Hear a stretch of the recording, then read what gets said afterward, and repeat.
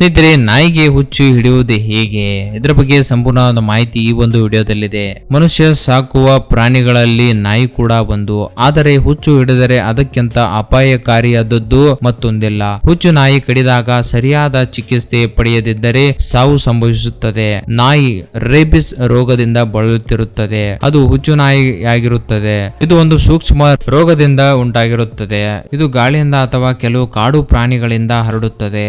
ನಾಲಿಗೆ ಗಾಯವಾಗಿದ್ದರೆ ಅದರ ಮುಖಾಂತರ ಈ ರೋಗಾಣುಗಳು ದೇಹವನ್ನು ಪ್ರವೇಶಿಸುತ್ತವೆ. 4 ರಿಂದ 6 ವಾರದ ಒಳಗೆ ಇದರ ಪರಿಣಾಮ ಕಾಣಿಸಿಕೊಳ್ಳುತ್ತದೆ. ಈ ಅವಧಿಯಲ್ಲಿ ನಾಯಿ ಸದ್ದುಗದ್ದಲ ಮಾಡದೆ ಸುಮ್ಮನಿರುತ್ತದೆ. ಅದಕ್ಕೆ ಜ್ವರ ಬಂದರೆ ಏನೂ ತಿನ್ನುವುದಿಲ್ಲ, ಉದ್ರೇಕಗೊಳ್ಳುತ್ತದೆ, ಅದು ಗುರುಗುಟ್ಟುತ್ತದೆ ಮತ್ತು ಬೊಗಳುತ್ತದೆ. ಅದರ ಬಾಯಿಯಿಂದ ಜೊಲ್ಲು ಸುರಿಯುತ್ತದೆ. ಹೀಗಿದ್ದಾಗ ನಾಯಿ ಯಾರನ್ನು ಬೇಕಾದರೂ ಕಚ್ಚಬಹುದು. ಈ ಹಂತದಲ್ಲಿ ಅದನ್ನು ಹುಚ್ಚು ನಾಯಿ ಎಂದು ಕರೆಯಲಾಗುತ್ತದೆ.